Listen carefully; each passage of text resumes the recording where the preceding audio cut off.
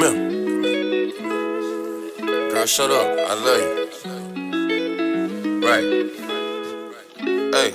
Shit, yo big fine ass, twisting that walk, you wine pass. She say she only like eating sushi and buying bags. Lace 300 and it's 150 an eyelash. I'm trying to bag her like Tide trash. Her ex was all kind of trash. Tell him playing traffic and try to crash. Tell him this whole thing go rap like a body cast. I know he thought he could leave you hanging and try to brag, but love is life, babe, you gotta laugh. No, I ain't just trying to smash. I got you covered like the bottom half. I hold that gun like I'm still trying to find a flash. Shade from me, I split a frog like a science class, and then it's Netflix in a wine glass. Yo big fine ass, twisting that walk, she wine past. She said she only like eating sushi and buying bags. Lace 300 and it's 350 an eyelash. I'm about to work you like a time task. Yo big fine ass, twisting that walk, she wine past. She said she only like eating sushi and buying bags. Lace 300 and it's 350 an eyelash. I'm about to work you like a time task. She bullheaded, but her sign says held me down when I sacked up them dime bags. Can't be single with your fine ass. Crush it, usher, make a climax to climax. Down for the smoke like I'm Cyrax. I've been watching her like an IMAX. I've been clocking her like a Timex, trying to hit her like hi-hats. Say she single and I don't buy that. Unless them niggas come with 10-day contract. Yo big fine ass, twisting that walk, she wine past. She said she only like eating sushi and buying bags. Lace 300 and it's 350 an eyelash. I'm about to work you like a time task. Yo big fine ass, twisting that walk, she wine past. She said she only like eating sushi and buying bags. Lace 300 and it's 350 an eyelash. I'm about to work you like a time task. Come here.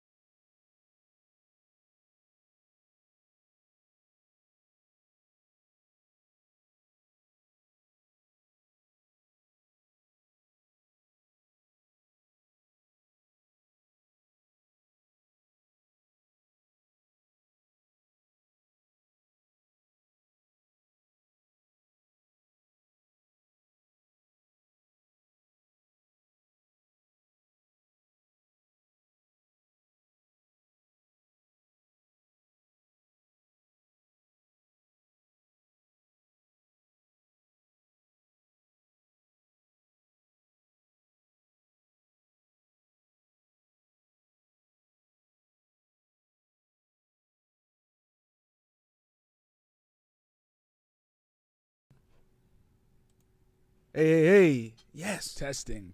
We're good? Yeah, we're good. Hell yeah. Welcome back. You guys are on the bench podcast with Bubba and Pink. I'm fired up to be back. I really missed doing a show last week. Yeah, man. We tried something different last week, and we're going to continue to try to do things different. Hopefully it just doesn't fall in our faces like that. We're going to be better. We got a good show today, man, as normal. All right. We got Jordan Poole and Ice Spice. We got some things to say about that. You got 6IX9INE coming to Florida and getting beat up. Good. You got a story. I actually just came from Miami. I was in Miami this weekend that this happened. Were you involved in the beatdown? No, not 6IX9INE. Oh, I'm moving on to this a robbery, theft, if you will. I was in Miami that weekend, and it's just a hilarious, crazy, unique story. We'll get to that. We got some NFL, NBA as usual, and I'm going to give a quick shout out to FAMU girl. It's FAMU. I went to Bethune, but if we're going to be pushing the culture forward from HBCUs, I'm going to shout them all out. All right. And I had a client today that was a volleyball player at Bethune. Oh yeah. Yeah. I'm pretty sure she was nice. She was stacked up. I might ask for her name later. Okay. And I have a crazy story of the day that returns. Long overdue. Long overdue. And this story, actually, it is my favorite story of all time. Really? It's not my best. It's not my funniest. It's not the craziest. But it's my personal favorite. Really? All right, so we'll get to that later as well here. Once again, you guys are on the Bench podcast with Bubba and Pink, home of sports, music, and mayhem. We're available on all, and I do mean all, podcast streaming platforms, including here on YouTube. Please like, share, subscribe, all of that good stuff. Let's get this out of the way because it's been a while, so I want to let you guys know our very first sponsor, Overkink.com. Overkink.com has all, and I do mean all, of your bedroom needs. Use promo code bubbapink, all right, and you can get a discount and stay kinky, man. People are skeptical when I mention this. Like people that don't watch the show that I know, it's like, I'll be, hey, if you're into sex toys, I can get you a discount. Yeah. I mean, I guess it sounds kind of creepy as an intro line, but hey. Don't let Jimmy Green be the only one in the world that kills these promo codes and get discounts on the sex toys, okay? That's right. You got to go out and rack them up and use them. And it helps you be happy in life, man. And happiness is important. It's key. There's so many difficult things we have to deal with day to day. Why not be happy by being kinky? That's right, man. That's right. Speak of the devil. Let's knock this out of the way because I thought this was an interesting story here. This Jordan Poole thing. It's what's going on, Jimmy? Jimmy Green is commenting for us. Jordan Poole dating Ice Spice, and I saw you had a comment on it on Facebook. But nobody touched it. Nobody touched it. Takes her on a $500,000 shopping spree. Now, people don't know Ice Spice. How I know her is in the very beginning, there was something between her and Drake that happened, and she was, I say she was kind of trying to use Drake as a whatever, but Drake did entertain. She moved along to using Jordan Poole. And a lot of people think Drake dissed her on the on his last album there with 21 Savage. So we don't know, but she does do music as well, and she's been rumored to date other whatever athletes or musicians. So here we go. Here comes in Jordan Poole, and it's said to be on the first date, $500,000 shopping spree. This belongs in the Am I Crazy segment. Because this is crazy 100%. Like, how do you open things up date one with a $500,000 shopping spree? Like, where do you go from there? There's no good answers. You got to open up with some dick and just be like, you either want me for me, not about the money, or I don't need to fuck with you. I found this absolutely amazing. Like, he literally checkmated himself. Yeah. On many levels. First of all, okay, you do this with her. Like, she ain't that good. And, again, this is date one. Where do you go from here? Right. You have nowhere to go that's anywhere good. Then this story goes out. You think this isn't going to influence the next chick that he talks to? If you're this guy?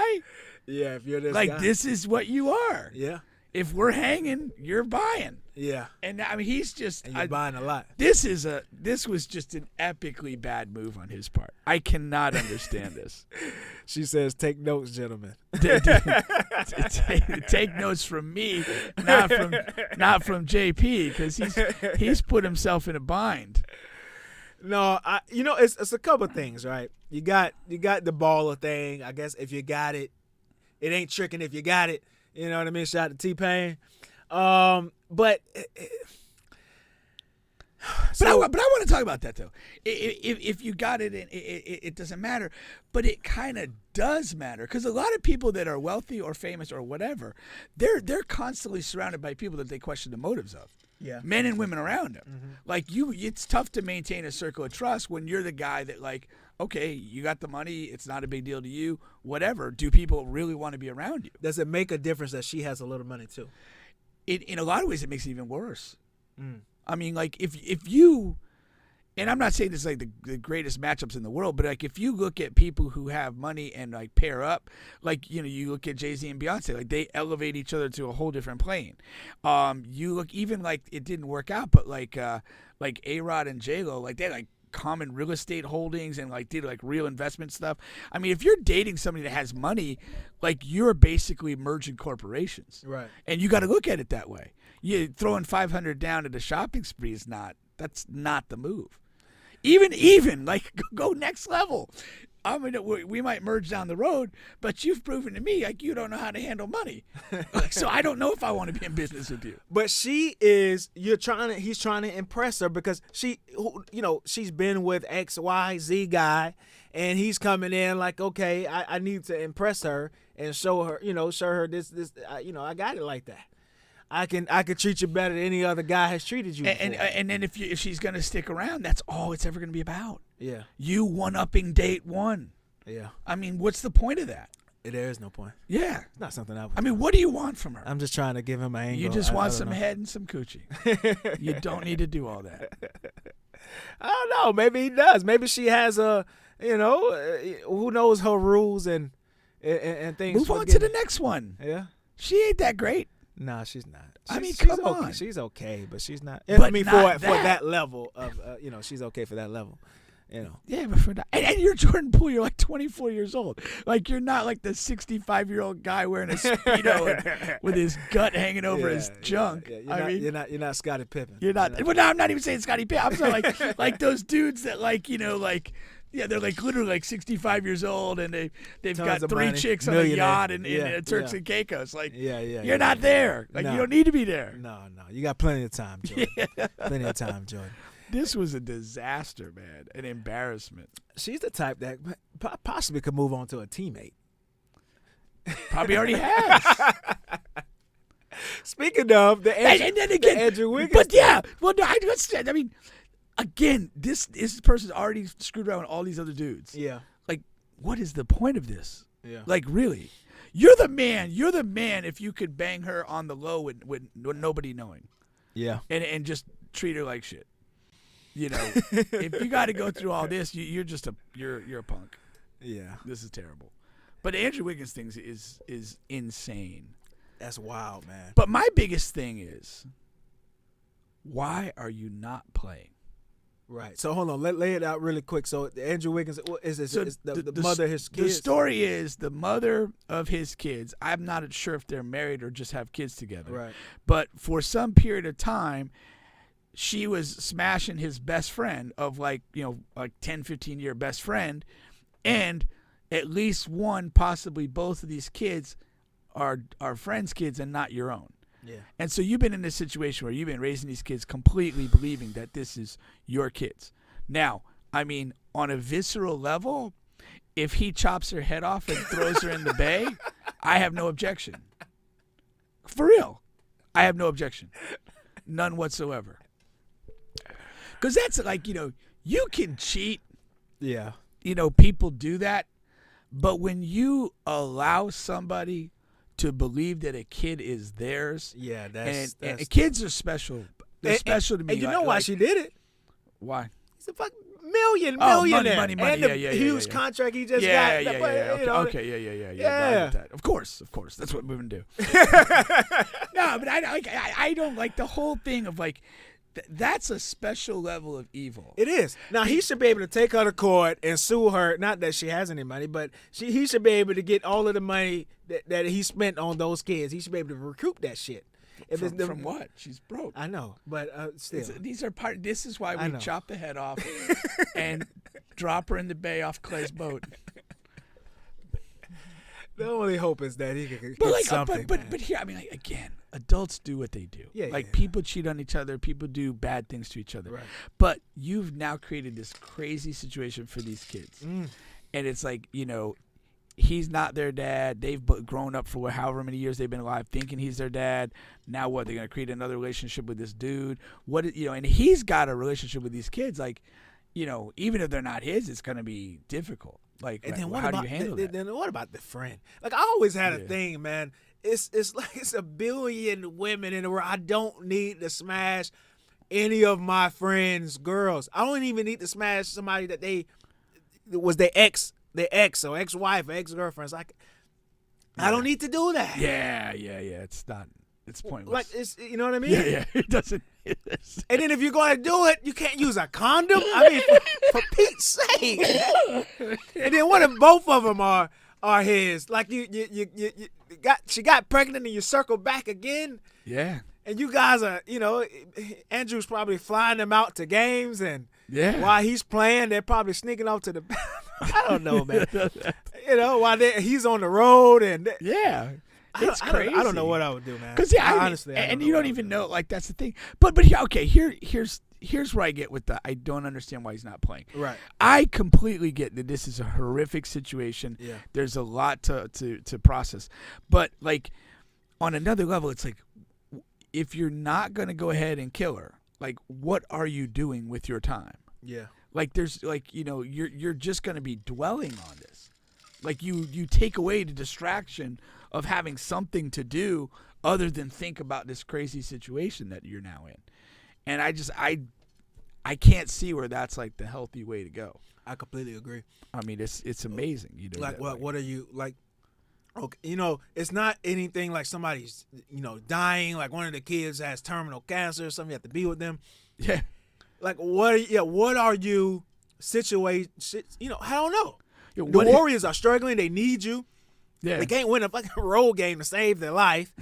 And you're a max contract player. Like they need you. And then you're dealing with a situation where your girl cheated on you. She smashed somebody else essentially. Like everybody deals with that. That's not a right. And but again, like okay, what is your day like what are you doing? Well, you get up, like what like you're probably not talking to her. Like I mean, like you're not talking to him. Yeah, you may or may not be estranged from the kids or what. Who knows what's going on right there? Yeah.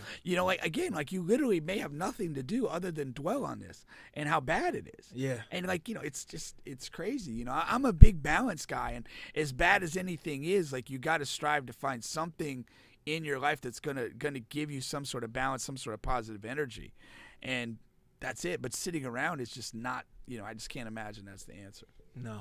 I mean, you probably just work yourself into a horrific depression. And they say he might just, shut it down for the rest of the season. Yeah, exactly. That's crazy. Just don't get it.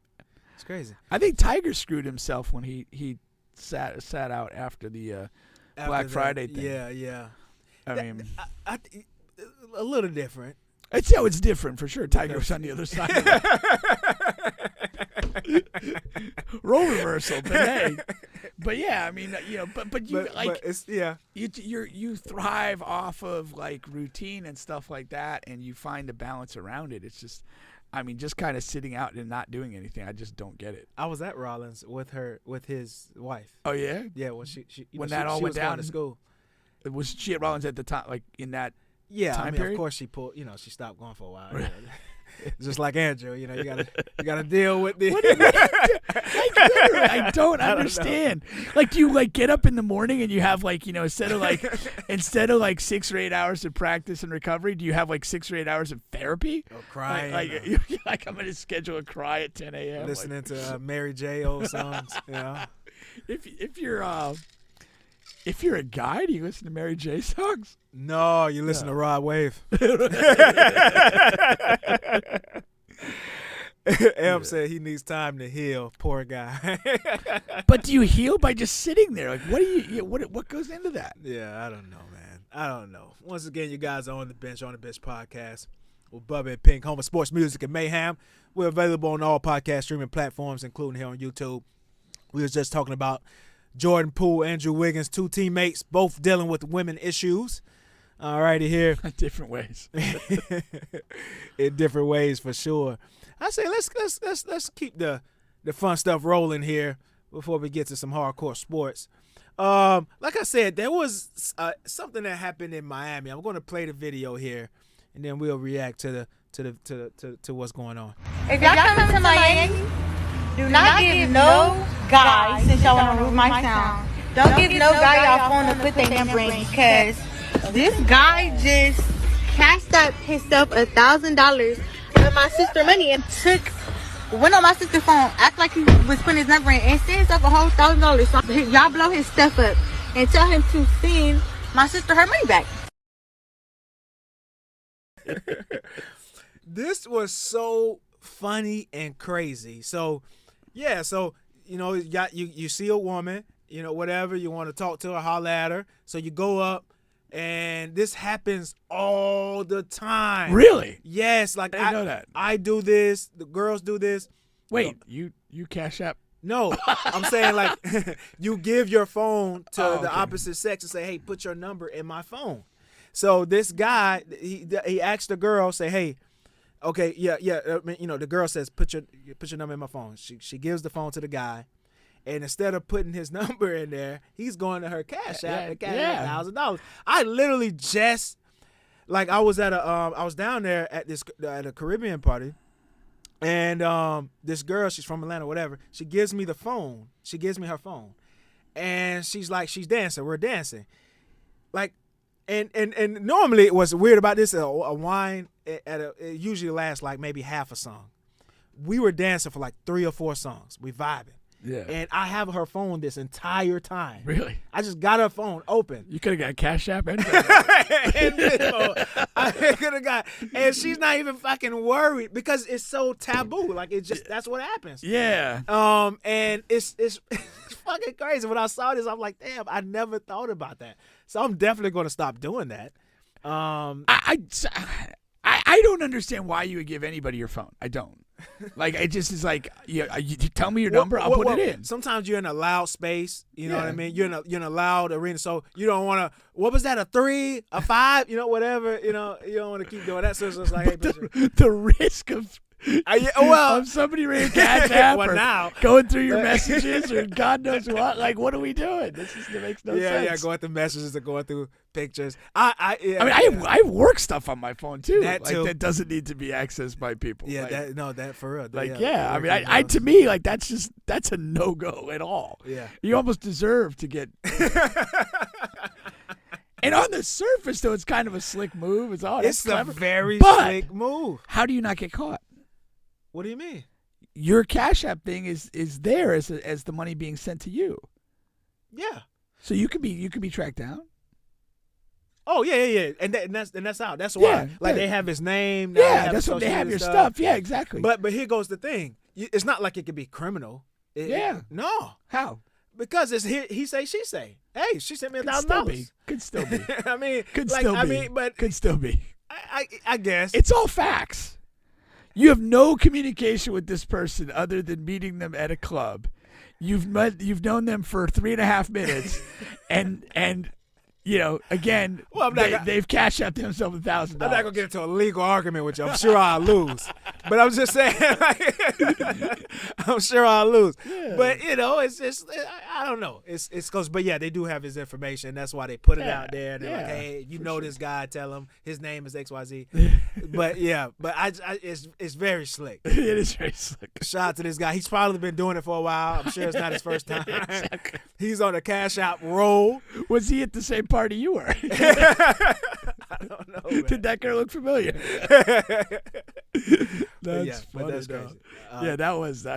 Wow. Yeah. I don't have the balls to do something. I don't have. Well, first of all, I don't fucking care to do anything like that. Let's clear that up first. Yeah. But I don't have the balls to do that, man. Yeah, I mean, it's funny, but again, like, what's the long play there? Like, you're just by Cash Apping yourself, you're creating an electronic trail to yourself. Like, this doesn't make sense. Unless he creates a dummy account, I don't know. It's still gonna be trackable to you if you get to that money. Yeah, if you get to. I mean, unless you're gonna like layers and layers and layers for $1,000. Like, come on. And what are you talking about? He's probably not that advanced. Yeah, exactly. He's probably not. Everybody says, I would stop at nothing to ruin his life. I hate a thief. Yeah. Yeah, but for real though. And that's probably what they plan to do. To ruin his life. I don't know what these scams are like. That's the thing now. Like, I grew up in the selling drugs and robbing people's houses, like going in and like Sean Taylor, how he passed away. That's the era I grew up in. Like that's what guys were doing. The guys you looked up to. Those are the guys we wanted to be. Those are my heroes. Now, my nieces and nephews, they have to look up to these guys.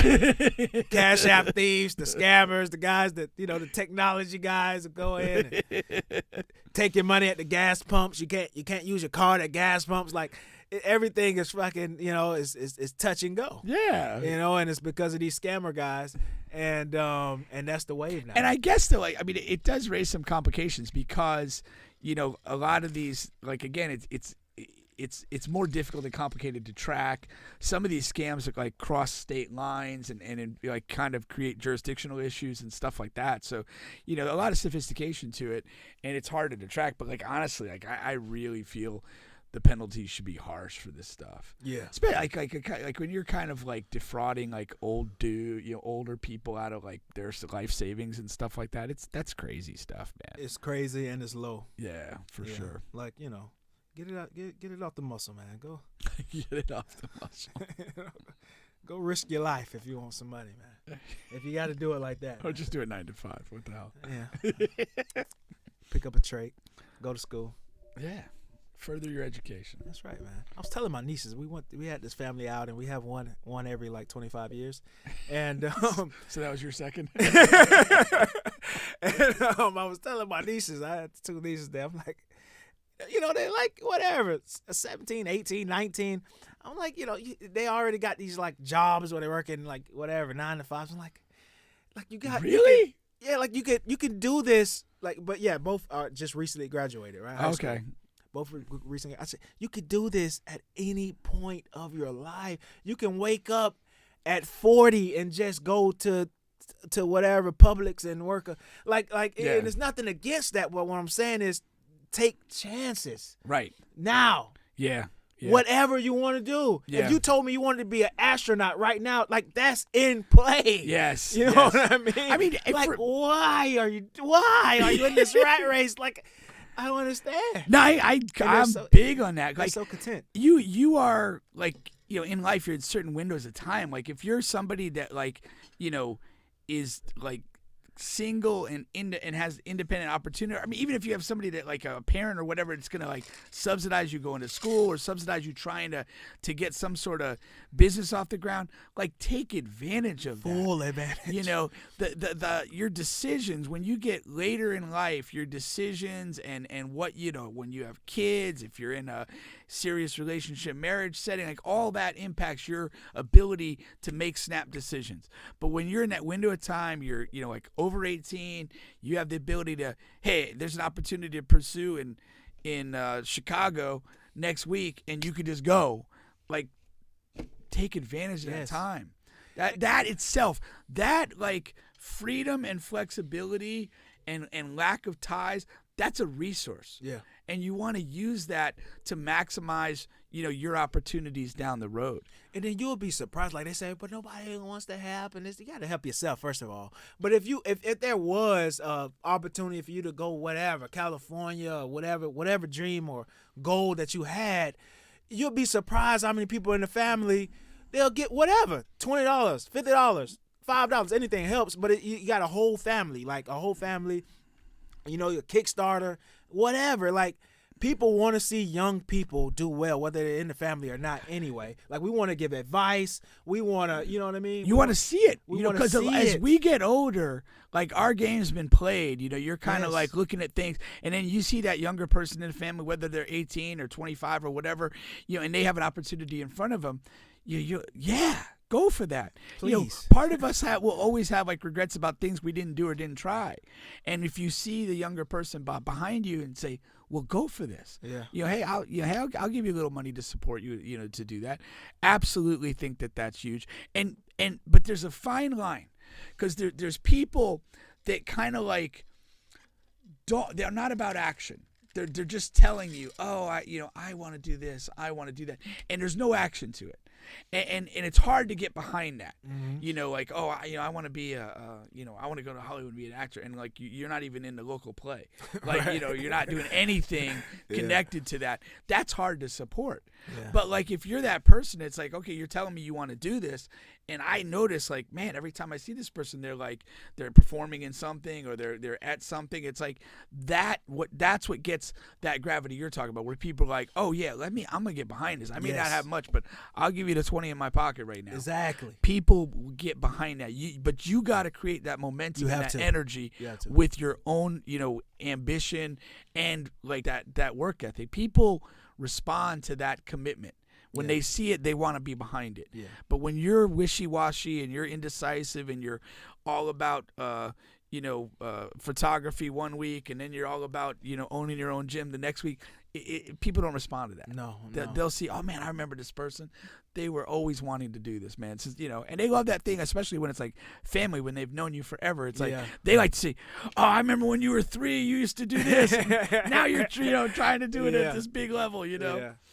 No, for sure. That was a good add to what I was saying. No, that's for sure. Man. All righty, you guys are on the bench podcast with Bubba and Pink. Let's do a quick sports. We'll do a sports segment, and then we might just move right into my crazy story, man. Oh, I'm ready for it. What's trending right now in football is Cam Newton, and it really surprised me because I thought he was going into the abyss. Yeah.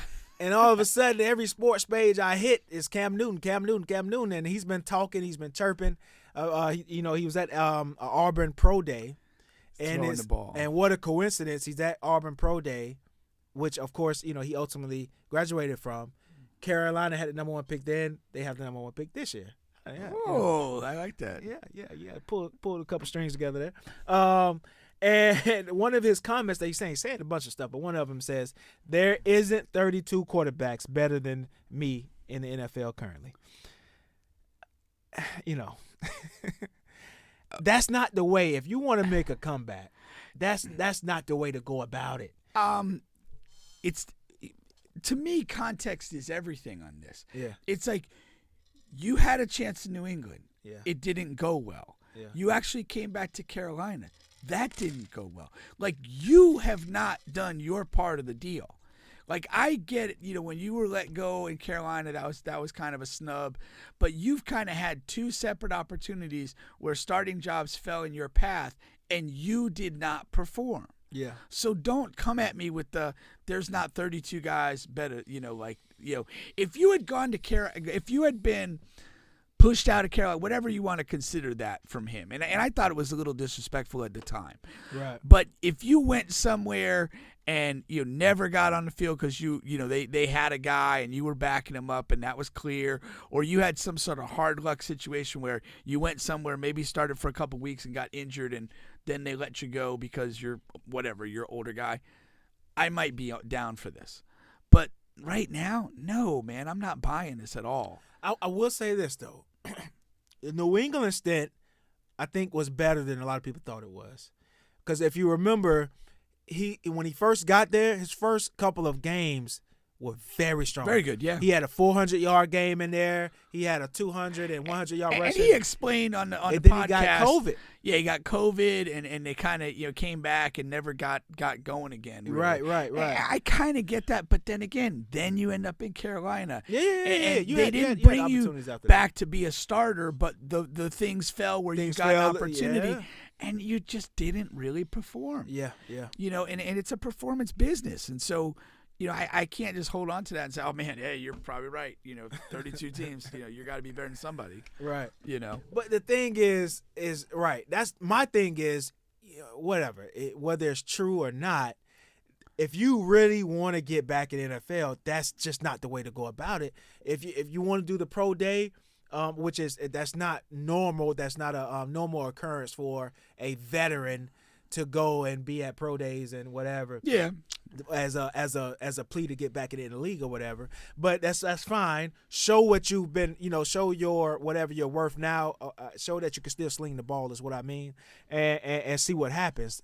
And just go from there, because your aim right now should be to be a backup quarterback. And if you want, be a backup quarterback in a situation where you could possibly see yourself having a chance, to play. You don't have to be a backup in Kansas City or whatever, to where only if Mahomes get hurt, that's your only chance. Yeah. There's about 15 to 16 jobs where you could be a backup and have a legitimate chance to fight down the line. I agree. I would say this. I like the move of throwing at the Auburn Pro Day. Okay. It was a low key way to get yourself in front of some eyes. Yeah. I thought it was very clever. To me, when you make this sort of statement publicly and you haven't performed like that, it speaks to a level of delusion of who you are. Yeah. And delusion that will offset no matter how well he threw during the and performed during the pro day itself, people are still going to, this guy really thinks he's a starter. Like, he hasn't had a good starting run since 3 games in New England 3 seasons ago. Exactly. That's just not the way to do it. Yeah, I agree with you. I mean, you come in and you look for a backup job and just kind of go from there. But I do like, I mean, in a way, it's kind of humbling to go to a pro day as a whatever, 10, 11-year vet of the league and do that. I'm cool with that. Yeah. And I do. We're kind of bashing Cam, but I do want to say, like, he's been a guy that's big in, like, the 7-on-7 scene, and I think he does a really nice job, like, relating to and working with younger kids and players, and he has value in that. And I don't have any axe to grind against him, but I just can't endorse a statement when you haven't performed in 2 opportunities. Yeah, it's just a statement. You know, I was thinking about this on the ride in. I think of Cam, in a lot of similar ways as you think to of James Winston. Like, I'm a Cam guy because he had that stint at Florida, and I'm a Gator guy, and we had him first or whatever, and I always want to see him do well, and and again, like the Bears with Justin Fields, because of the what you said, how he works with younger players and that brand he's built. You go in and you sort of be a mentor to one of these young guys like a Justin Fields or whatever the case may be with these other guys in the league. I think that could be a great fit as well, and he can show his value and things of that nature. And then you get behind a running quarterback, you sort of run a quarterback yourself. Those guys get hurt. You get a good 3-4 game span. Tyler Huntley last year with the Ravens. Yeah. You know what I mean? You get behind a guy like Lamar, you get a good run. Yeah. And he even got a playoff game out of that. So, we'll see. But remarks like that, the NFL, we know how these owners, they can get turned off so fast. And this is one of those type of comments like, oh, he's – he thinks he can still be a starter in this league, and we don't view him as that. We just won't touch him right now, and that's the thing. Yeah, I mean, to me, that's the most likely outcome is nobody touches him. Yeah. Let's see here, Grace, Kobe, Cam, let it go. You had an excellent career. How much more can you realistically accomplish? Andrew Luck isn't ashamed to have his career stopped by injury. Why are you? And there are 32 better. But your time is up. I'd also take a prime Cam over Josh Allen. That's interesting take. Interesting take.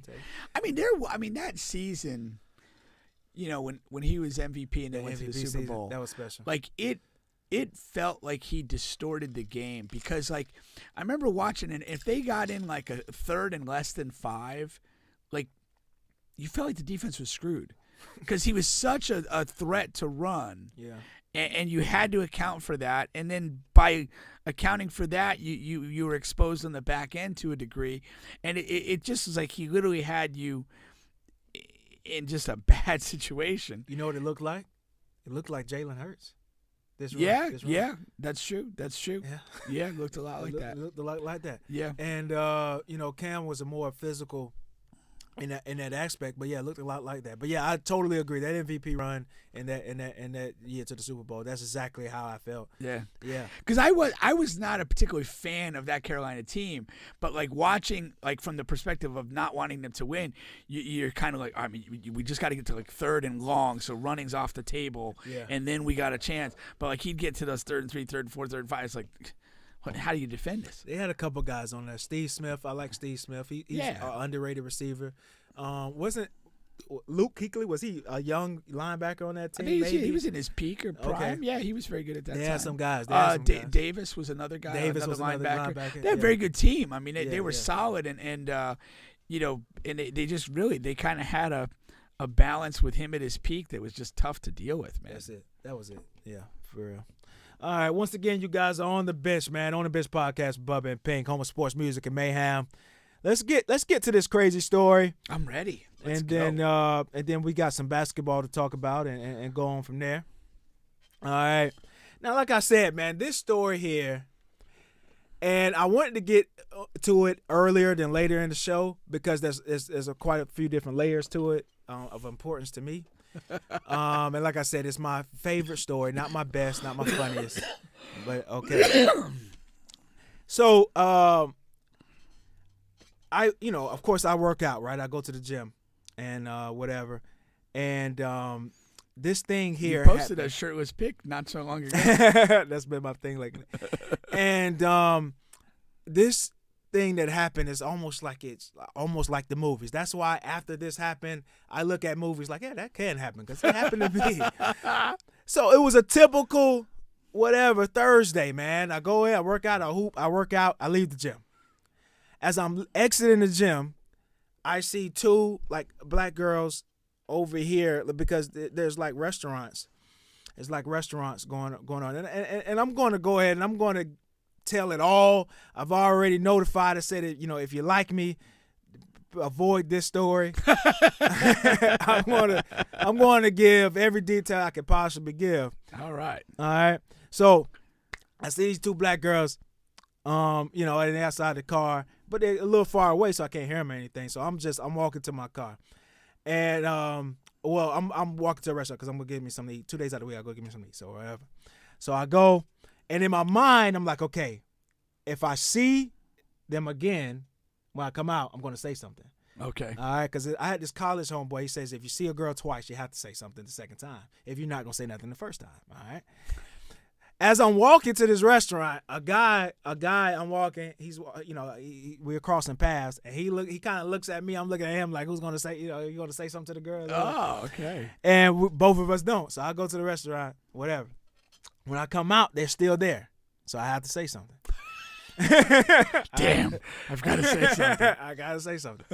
So I'm walking, and I don't know. I say something. So they're standing outside a car talking, or they're at a restaurant? What? Yeah. So apparently they're waiting on their food at the restaurant. Okay. Or whatever, right? So that's what happens. So they're just standing around outside the restaurant waiting for the food. Yeah. So on a sidewalk, kind of. Yeah. Okay. Yeah. All right. Yeah. But they got their car illegally parked right in front of the restaurant. Really? Yeah. Bold ladies. And I walk up, and here goes the thing. They're not black. They look black, but they're not black.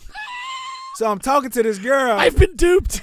She can barely understand me. I can barely understand her. But we getting a full understanding. She's Colombian. She's 100% Colombian, and she's young, very young girl, very young. Like R. Kelly young? No, we're talking like 21, like around there, 20, 21, 22. And whatever. We're talking. She's like, food, and I'm like, yeah. Sophisticated stuff. Sophisticated stuff, man. And she's like, yeah, I saw you walked by and you don't say nothing and nothing. Or whatever. So I get her number. I ended up getting her number. What about the other girl? She just wasn't really interested, or? She's just on the side. She's just watching. Okay. She's just watching. And whatever. And again, she gives me her phone. She gives me her phone to put my number in the phone. All right. And whatever. So we leave. Now, so eventually she comes over to the house. All right.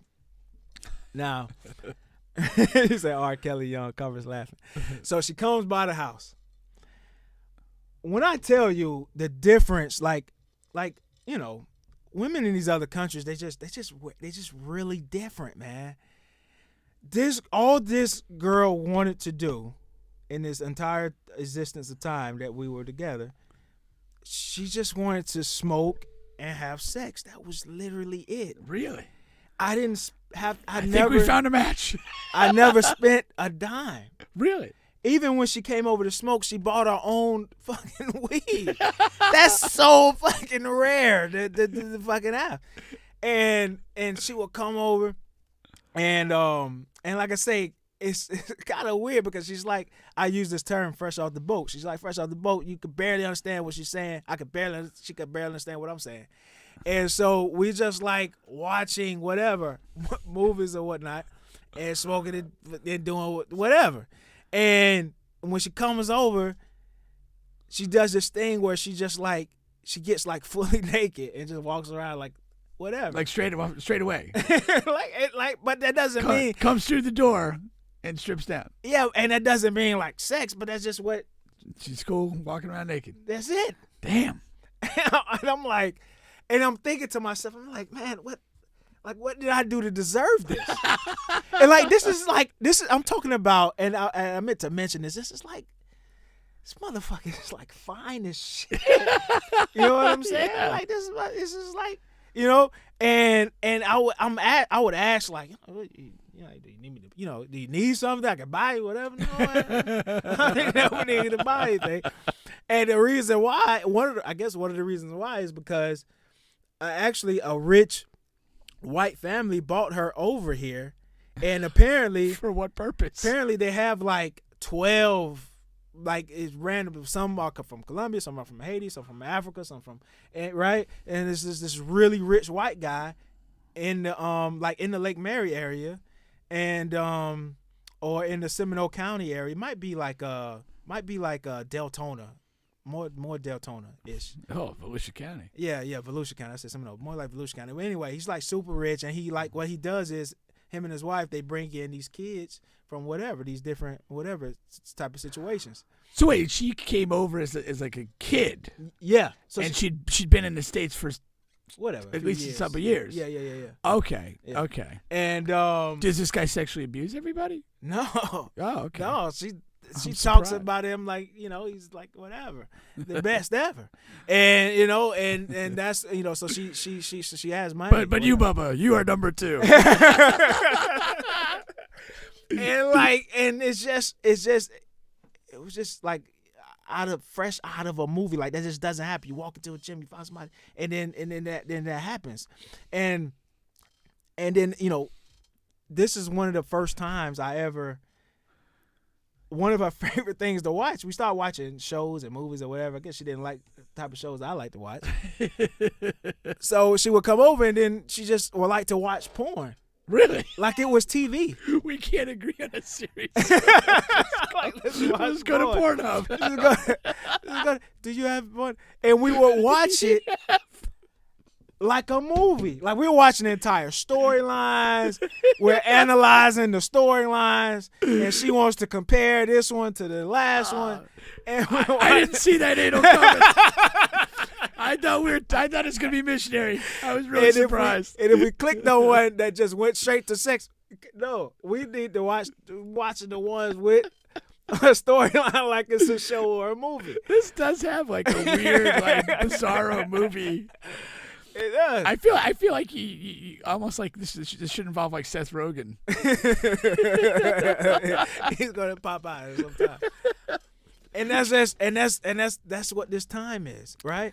And that's what we're doing. That's what's going on every time that we link up or whatever. Carvis wants to know what gym did this happen at. It's confidential, Carvis. Shout out to Low, man. Low, watch it. Yeah, Carvis. That's a little. That might be revealing too much. But and so that's happening, and she's really like, and she was really. I said I was gonna say it out. Fuck it. So she's really like over the talk about not having like kids or whatever. You know what I mean? Yeah. And just like a lot of other, women in those other countries or whatever, just the way they talk, the poppy stuff and this and that. You like that? I really like it because it's like and and it's the way she make you feel like you're killing her. This guy's Send her Instagram for research purposes. It's like it's like boosting your ego because it's like you're doing what you do, and it's like it's like you're killing her. Oh my. And I know I'm not doing all of this. I don't normally get this reaction. but it's just she's making you feel real good about it. You know what I'm saying? Jesus Christ. It's like she fucking dying.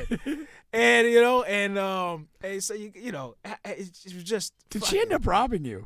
No, man. Like, what's going on? There is no evil turn to the story. Now, but the thing is now, this was just for a period of time, and a day came where it was just like a clean break, and it was radio silence. Nothing happened. Really? Yeah. It wasn't that she was mad or that she did something wrong or I did something wrong, but it was just for a period of time, and then we talking a couple weeks or more than that? What for the period of time? Yeah.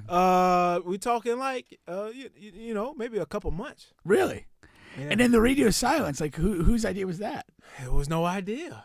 It's just one of those things, man. Just you guys mutually. It's almost like a fucking dream. It's like you mutually woke up and decided we're not communicating anymore. That's it, man. There was no messages left unread either way. No, of course I sent them. I sent some texts. Fess up, Bubba. I mean, of course, I'm not an idiot. But it was just. I just realized, okay, that was just that period of time. Maybe she's moved on to the next guy. Clearly she has. To improve his lifestyle. Yeah, either that or she died. One of the two. You know what's funny? Though? I never see her at the gym anymore. Since that last encounter, and I would bump into her at the gym. I would bump into her in the parking lot at random times. But after that last whatever, I never saw her again. Really? Never saw her again in person. But I would. I mean, is there any indication that she's still alive? No. Like I said, I would text and whatever. But she responded at all? She responded. Oh, okay. So she didn't clearly die. No. Okay. Did she get deported? No, not that I know of. I mean, No. I don't know. No. So suddenly a guy with a bigger tick came through. Kobe said, Brown missing a kidney. He don't even know it. Yeah. You might. Yeah, man. Have you had a checkup since this ended? But that's why I say, man, that's my favorite story of all time. It's not the best, the funniest, the craziest, but that's my favorite story of all time. It's really interesting, though. It really is, man. I don't know. I don't trust the rich guy like Mary. That's such a weird move. Yeah. I mean, I don't care like how much money you have. Yeah. You're bringing, and what, he's mostly women then? No, because she said brother. Okay. Yeah. She said. Yeah, you're bringing all like this United Nations coalition over to the U.S. and like, what are you doing this for? Like, if you're a guy who has like a spouse, like your spouse is gonna be okay with you bringing like super hot 17, 18-year-old Colombian girls over to stay at the house? Like, I wonder if he gets pictures first. I don't know. Yeah, he probably does. He's not rich for nothing. But it's one of those things where she can't have kids. Right. They have a ton of money, so they want kids. And instead of going through like a regular American adoption thing. This has what's the guy that they killed in the prison? Jeffrey Epstein. Yeah. And the Maxwell chick. That's the vibe. That's the vibe. You got some side pussy off of that. Bubba. Wow. Guilt by association. I thank him, man. I thank him for bringing her over. I'm sure you do. If I had a thank you note, I would give it to him, man. Maybe she was disciplined back at the main house after sneaking off with Bubba repeatedly. She was disciplined. Yeah. Oh God, dude. I mean, it's a good story, but I really think there's a dark side somewhere. There is something deeply wrong with that. Just be happy you don't know. No, I don't know, man. There's no way. I don't know, man. There's no way there's not a dark side to that story. Let's see, man. If she ever comes back around, I'll give you guys another update. Okay. Yeah. Well, if you can give the guys her IG, they seem quite interested. Wow. No, man. It was interesting. I could never go by her place. Of course not. I didn't have her on social media. Did she have a place of her own at that point? Yeah. Oh, she wasn't living with this family still? No. Okay. Apparently, he bought her, he was paying her rent for the apartment she was in, gave her a car. It's got to be some serious money this guy has. Yeah, but it wasn't like an expensive car or anything. It was a random. But why would he be like doing Honda that? Or whatever? Why would he be doing that? The goodness of his heart. There are good people in the world, like big. That. There's good people in the world, man. Not like that. If you're filthy rich, why not pave it forward? I don't know how rich we're talking. I wish I knew. Then you can. But I don't know. You bring it over like a dozen people. Yeah. That's a what lot she said. of people. Yeah, she said at least about and 12, then 13 as siblings. they age out, did she have a job that you knew about? No job. She just went to school only. She only went to school. Dude. But that's her. I don't know about the siblings. I'm sure some of the siblings work. Pretty sure they're very similar. I mean, maybe if they don't perform as well, there may be. She was one of the top performers out of hell yes. out of the group. Seriously. Dude, there's no way that's not what happened. I put everything on that. There is seriously something. I mean, congrats to you, though. Well played. Yeah. That just doesn't make sense. Well, once again, you guys are on the bench, man. On the Bench podcast with Bubba and Pink. Home of sports music and mayhem. That was a little mayhem there. That was. Let's move on to a little bit more mayhem here. Chris says, LMAO, Pink is not buying it. No. And everybody say he's a generous man. But before we move on to the other mayhem story here, I want to give a quick shout out to our second sponsor here, Royal13thebrand.com. Use promo code bubbapink at Royal13thebrand.com. Be fresh in the spring, head into the summer. All of that stuff is updated. He let me know. So hit it up and use that promo code bubbapink. Yes. Now, apparently, this guy 6ix9ine, man, came down to Florida. We all know 6ix9ine is the crazy rapper guy with tattoos all over his body who got caught up for snitching allegations. And apparently he came down to Florida. Not much to talk about here. It's not even a guy I enjoy talking about. Matter of fact, I don't think we ever talked about him on the show, even throughout the craziness. Maybe throughout the I don't remember talking about it. I don't really remember talking about it. But this story warmed my heart. That he got beat up. It did. Because I passionately hate useless celebrities. Yeah. And he's completely that. That's all he is. His music is trash. Yeah. Like, he has literally carved his career out basically just being a guy that gets in weird situations. Yeah. The snitching, the not snitching, the saying dumb stuff. Like, Saying he is dumb a stuff. complete social media created and maintained celebrity. Yeah. Which has no value. What he does is valueless. And for him to get beat down is a joy, an absolute joy. Now, apparently, one of the ringleaders of the guys that jumped him and beat him up said it wasn't the snitching that did it. It was one of the comments that 6ix9ine made about Puerto Ricans. So it was some Spanish guys down in South Florida that jumped 6ix9ine and beat him up. Well, I heard he was at the World Baseball thing, and he was rooting for Mexico against Puerto Rico, and he was acting all obnoxious, and I heard he was removed from the game, and that a group of people found him at the gym later, and just opportunity put the boots to him, which is great. I mean, it just is, because it's like, you always, you look at people that suck and that behave in a crappy way, and for various reasons, maybe you can't beat them up. Maybe it's just, not worth it to you to beat them up. And you're like, but God, that guy deserves an ass whooping. Yeah. And we finally got it. Yeah. This is a big win. I'm thrilled. Yeah. So shout out to those guys. Viva Puerto Rico. Yeah. Shout out to those guys, man. And, you have an open invitation to the show to come on and talk your stuff, stretch your stuff, to talk about how you beat up 6ix9ine. Exactly. We would love to hear more about that. Hey, we would. Moving on here. Did he whimper like a bitch? Moving on here, I wanted to give a quick shout out to this FAMU graduate here. So as the note says, here's the first FAMU alumni, Dr. Tamia Potter, matches with Vanderbilt as first Black woman neurosurgeon resident. So they're just saying that, the first Black female in the neurosurgery resident at Vanderbilt. Alrighty. And of course, she did her undergrad at FAMU. The first, specifically at Vanderbilt? That's what it reads there. Okay. But as I read the article, I want to say, once she finishes, it indicated that she would be the only Black female neurosurgeon.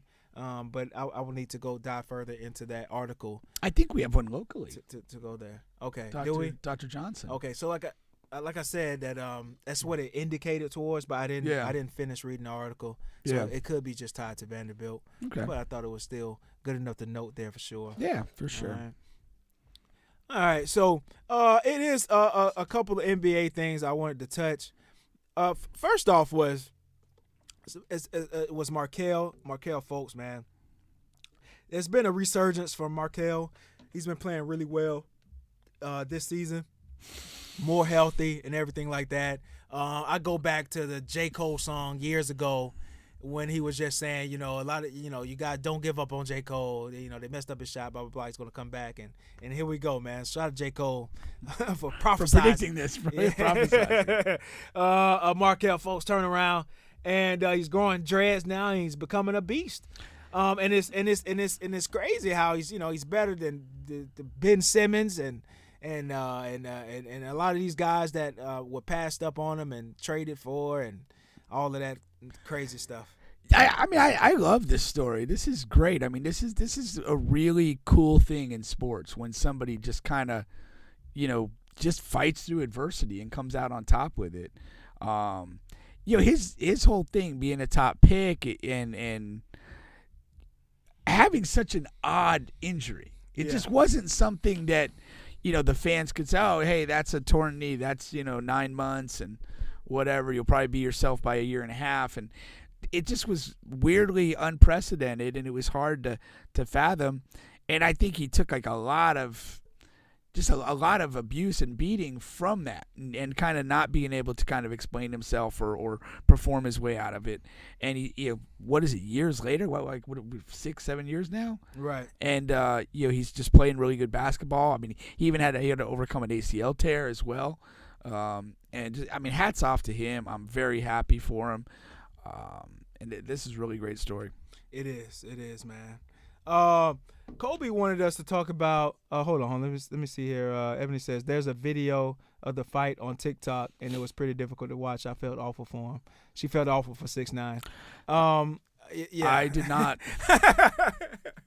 I had the video, but YouTube is so particular about showing violence and sexual nudity and stuff. Yeah. So I kept that video out. Did they beat the pants off of him? And I kept the video out of the Colombian girl with me, so I didn't want to put that on there. YouTube. You shot some porn with her?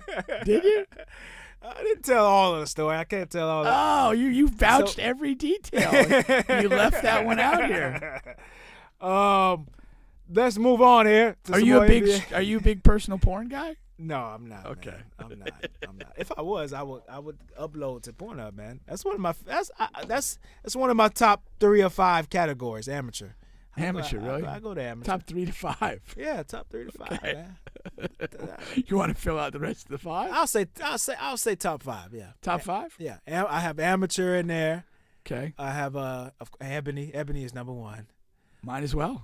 Ebony orgy is number 2. Okay. So we got ebony orgy. We got amateur. We got 2 more here. Sometimes I like to go to let's see here. College. College. Okay. I like college. Sometimes it's crazy storylines in there. Yeah. And then last I'll go to Latina. Okay. Yeah. What? Okay. I was at. What is the defining characteristic of an orgy? Yeah. I think we talked about this off air one time. Yeah. So now the orgies are like a group of men and women, right? So whatever the number is, I would say at least what, 3 or more. See, I think you got to get over 3. You got to get over 3 because I think the threesome is kind of its own category. Okay. Whatever dynamic you're gonna have. No, not 3 people. Like 3 sets of people. So 2. So I guess 6. Well, okay. So that's another thing that I was talking to Reggie about this. Okay. And we're like, so to me, okay, you have like the threesome, but then when you go beyond that, if it's like purely couples, I consider that more like swinging. No. But there's I guess swinging. I mean, because they're switching it's around. Paired, but it's not if couple. But if you're, well, what I'm saying, if people go to the orgy, the orgy, but like you're going as couples. If that's swinging. If you have 3 couples, yes, and then everyone's going to intermix and do that's whatever. Swinging. To me, that's swinging. Yes, that's swinging. That's an not an orgy. Orgy to me is more like you have at least like 5 or more people, and they're not necessarily coupled off. I mean, you could have a couple in the mix, but I think it's people that are just engaging in sex. But here goes another thing. I think orgy is the the topic. I think there's branches of orgy. Of the orgy? Okay. So swinging is a type of orgy. Okay, I got you. And then I guess it could be other types. What would the That other would make types sense. be? I know you're gonna ask, but I mean I'm freestyling here. You know what I mean? But I think that could be accurate if you can come up with I guess one or two more. Yeah. But yeah, I guess Could be 5 like an or more. all anal orgy. They do have those. Yeah, I guess so. They do have those. Yeah. But yeah, so I think so. Okay. But go ahead, break it down because we were talking about yeah. So you have that, and what's the other one? The when it's one female and like whatever, gangbang. 10 guys, you got the gangbang. Yeah, the That's gangbang. not an orgy. No. To me, the gangbang is the gangbang. It's you're featuring essentially one female and then multiple dudes focused on her. That's not my To me, thing the orgy. to watch, really. To me, what I kind of the lane the orgy is you have 5 or more people, so you're outside of the couples dynamic, and basically you're just having consensual sex amongst those people. Yeah. And it's guys and girls, but like it's not like we're not here as couples switching partners. We're you might have a couple in there, you might have some singles, and people are just there to get down. Okay. So Yeah. be like one of those situations where like you go to a party, you basically take your clothes off when you enter, and it's fair game from there. Yeah. They have a club like that, I heard here. Yeah. All right. That's good. That's a good breakdown there. Good breakdown there. All right. Let's see here. Kobe says, in other news, Japan takes revenge for Hiroshima. World Baseball Classic.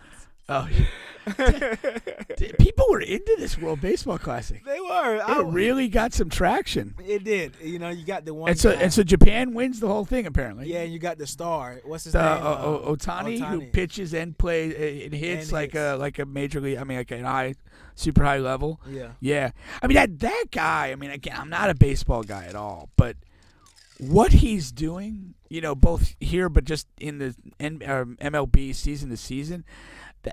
That's unprecedented. It is. Like, he's one of the better pitchers in the whole thing and one of the better power hitters.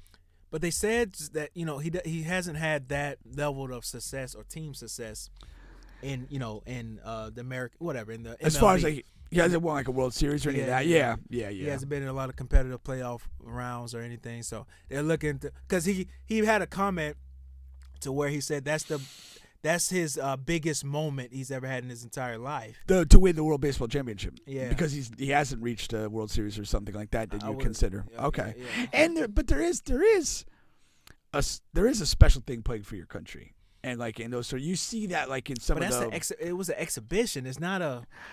But I it's not think like like Olympics or first, anything. again, and I this started to get enough traction. I kind of looked into a little bit, but it seemed like for the majority of the countries, there were very good teams. Like people weren't sitting out of this thing.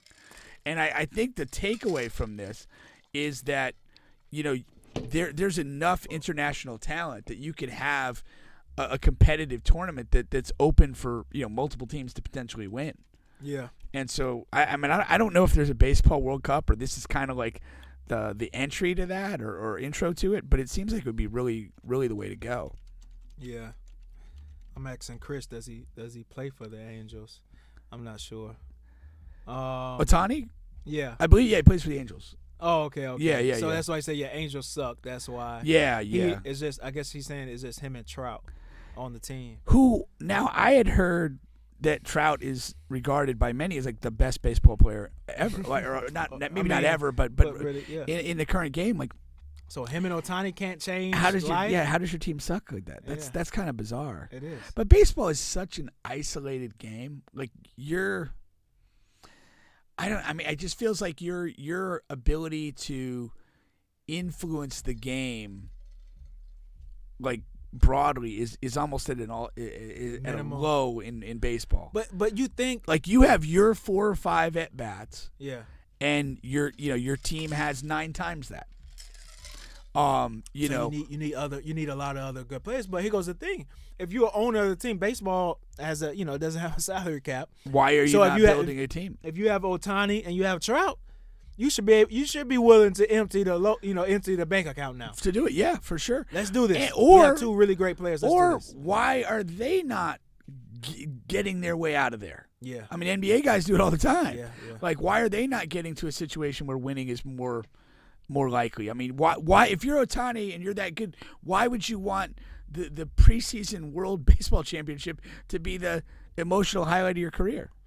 Yeah, exactly. Like, go be in these big games. But I mean, I don't know. Maybe the contract situations are way worse in baseball than they are elsewhere. Yeah, I know maybe. they make an absolute ton of money. And the Trial top guys, they're signing like 10 and 12-year deals for $400 and $500 million. Yeah, it's crazy. I mean, it's truly insane. But but to get that money to show up 162 times a year and lose the majority of that's get the bag, but it's your own peril, man. Yeah, Chris is saying you need baseball is hard. Everybody has to contribute to win. That's what the Dodgers do. Load up on talent. Yeah, and that's all I'm saying, man. You have two of the best in the business. Go ahead, man, and just empty the bank, man. Yeah, exactly. Yeah, I don't see why not. But while we were on the NBA here, I know we tried to talk about the Dame thing last week on the show. And on the social media show. Oh, Dame not liking the direction of the NBA. Dame not liking the direction of the NBA. Oh, yeah. And he has something new. He said, "Hold on." He said, but going on that because he was on JJ Redick's podcast. But he says, hold on. This new thing is he says something about that's not what I'm interested in, especially at this stage of my career, as far as the Damian Lillard and Portland building on for next season. He's not interested in the team building? I don't know if he knows what he wants, really. No. Yeah. I don't know, man. Yeah. Dame is a guy, like I said, he's a really good player, man. He's a great player. And honestly, Spencer Dinwiddie, he had an interview today. And he was saying the difference is, in his eyes, he understands guys that on LeBron's level that go and ring chase. He didn't say ring chasing, but they asked him about it. But he says he understands that point because those guys are, so close, only a ring or two away from a Kobe, from a Michael Jordan, from Bill Russell, whatever the case may be. That's just what he's just talking. And he says those guys have a chance to be one of the martyrs in the NBA. But a guy like Damian Lillard, who is the second best shooting point guard, he's not going to reach those heights. So why not just stay where you're at and make all the money that you can make when you're never going to be a Michael Jordan. You're never going to be LeBron James. It's not about that to me. It's maybe getting to the one title.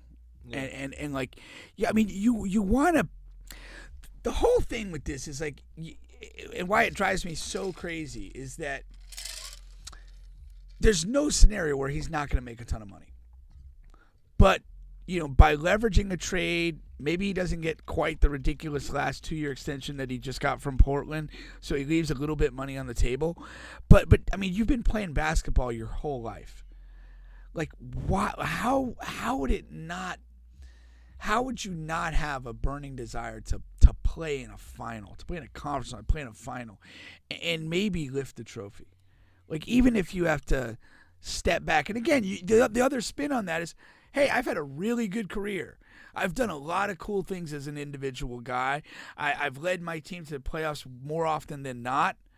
But there's one thing I haven't done is win that thing in June. You know who comes to mind? Who? Dirk Nowitzki, Kevin Garnett. Yeah. Those guys who had similar, especially KG, really good career, had done a ton of things, and he only has one ring. He's not going to be Michael Jordan or Bill Russell or whatever. But that one ring did so much for his stature in the league, his career, and it's just awesome. Like you said, to host the trophy one time. And remember, remember when they won? Yeah, how on the court, his interview, anything is possible. He was just insanely happy. I mean, I'm not even a huge KG guy, right? And I didn't even want them to win that series. But you felt that. That was amazing. Yeah. And there's something about that. It's there's a saying somewhere. It's not all the moments in life, but it's the moments that take your breath away that make life worth living, and that's a real thing. Like, Dame Lillard long ago secured financial security for his life and the life of his children. Like, why not do something for yourself? Right. If it matters to you. And what he's telling us is that doesn't matter to him. That he's okay being on a team where he's the number one guy and they're not total garbage, and he puts up his numbers and has a certain level of local respect and cachet. That's what he's comfortable with. Yeah. And everybody has the right to choose. I mean, like, we could drive, you could look at, you could drive through Polk County and go, who the hell would ever want to live here? But there's people that, like, they're okay there. Mm-hmm. This is what I enjoy. So, I mean, to each their own. But, for me, lacking that ambition to be more than just what you've been, that's a fatal flaw to me. Yeah. I can't respect that on the same level of the guys that go that extra mile to do that. No matter how they spin it, I can't. Like, it means something to be in a competitive situation. It just, I don't know. It just means something. I don't care if you win or lose or don't stack the titles or whatever. To be in a competitive situation, man, it means something. It means more than racking up the money on a bad team. Yeah. You know what I mean? Well, I mean, I think you mentioned KG, and that's like a perfect thing. Yeah. Because he went to the Celtics group with Pierce and Ray Allen, and they got a young Rondo, and it's like they won that one title. That's it. And they made another finals. Yeah, they made a run. And they were competitive for a good span of years there. But at the end of the day, they won one title. That's it. But those guys to this day have this like crazy brotherhood, including like some little bitterness and beefs and all that stuff. Yeah. It's all there. Yeah. But they wouldn't trade that for the world. Because, I mean, they did that together. Yeah. And I haven't won anything super big, but I've been around some winning things. And when you win, it just feels like you feel such a connection and pride of being among the group that you're with. Mm-hmm. And that feeling, like more than your individual contribution or whatever, that's what you carry away from it. Yeah. And you build a memory. Our group won the Goldenrod League 2 weeks ago. And when we won, it felt great. But the other thing I also thought about was like, we didn't win a damn thing in 2022. The whole year. Yeah. We did not win anything. Yeah. We probably won 85 or 90% of the games we played in, but we never won the night that mattered. Right. And that's everything, man. Yeah. That's everything. That's what, if you're into sports, like what are you there for if it's not to win? If it's not to strive to win? I can't accept that answer. And to me, when he's on the podcast and he's acting like the NBA is trending into something different, that pisses me off. Yeah. Because it's always been about winning. The only reason Bill Russell and Wilt Chamberlain's names are connected is because Bill Russell won 11 titles.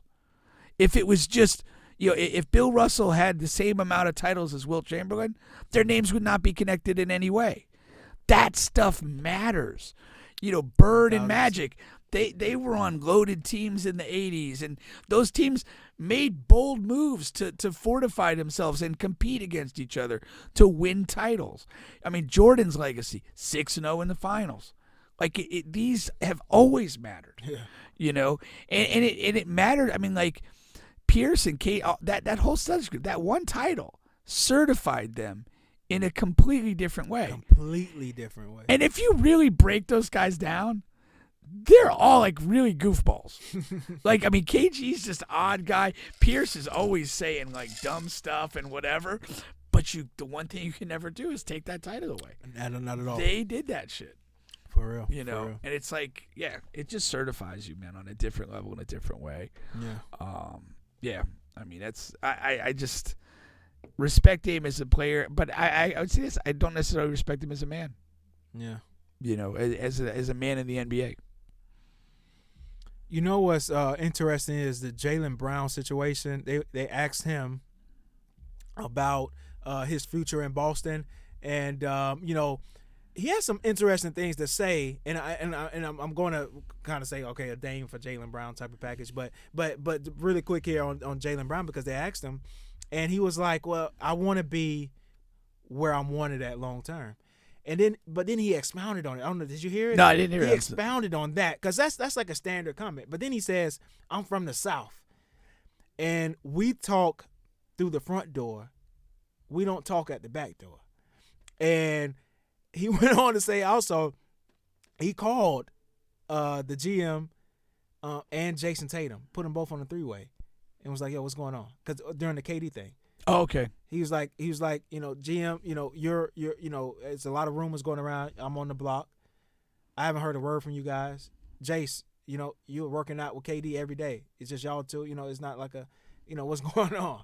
You know what I'm saying? Like, yeah. I haven't heard from you. You hadn't texted me. We usually work out together. What's going on here? And he's like, I'm from the South. We talk through the front door. We don't talk through the back door. And I was like, damn, that's interesting that he would even expound that far. Yeah. But that would be interesting. Like Jalen Brown has risen. I mean, in a lot of aspects, man, it's a ton of games where you really can't tell who's the best player on that team. Yeah. I agree. I've always been a big Jalen Brown fan. He's always been like to me, I've always considered him like probably my favorite player at the sub All-Star level. But there are many nights during the year that he plays at an all-star level, but when I don't put what he's saying in the same class as what Dame is saying. I'm saying a trade. I'm not saying I'm not comparing the situations. But I think if you look at the time that Jalen Brown has been in Boston, his name has always been a part of every talk of trade, and there has to be like a legitimate, mental thing that like, okay, and he's a warrior. I mean, he plays a lot of games. He doesn't sit out. No. And he performs, and he usually steps up in big moments too. And it's like, I've done everything for this franchise, but the second there's a whiff of somebody else, my name's the first name to come. and probably true to what he's saying, they're not calling and telling you, hey, be ready to hear some stuff, but here's what we're thinking. Right. Or being honest and being like, hey, we love you, but if I could trade you straight up for KD or KD and some spare parts or whatever, that's what we're gonna do. I'm going to do that. Yeah. And I think if you were in my shoes, you might do it too. Yeah. Like, whatever. And so I respect him, and I do think he's a guy that, has always kind of spoke his mind. And he's always been, a very bright on and off the court guy. And so, yeah, I mean, I could see exactly where he's coming from on that. Yeah. And I felt like in a lot of ways, like last year making the finals and by going into Game 3, I thought they were the better team and were going to win the finals. Right. It didn't work out, but I felt that was almost a lot of vindication for both the Celtics and then Jalen and Jason together, like staying together and just keeping it grinding and say, hey, we can do this. We're not, we've tried Kyrie, we've tried Gordon Hayward, we've tried all these different things, but we're good enough to get to the finals. We're good enough to win this. Right. Being the two best guys on this team. I think so. And, we'll see where they go this year.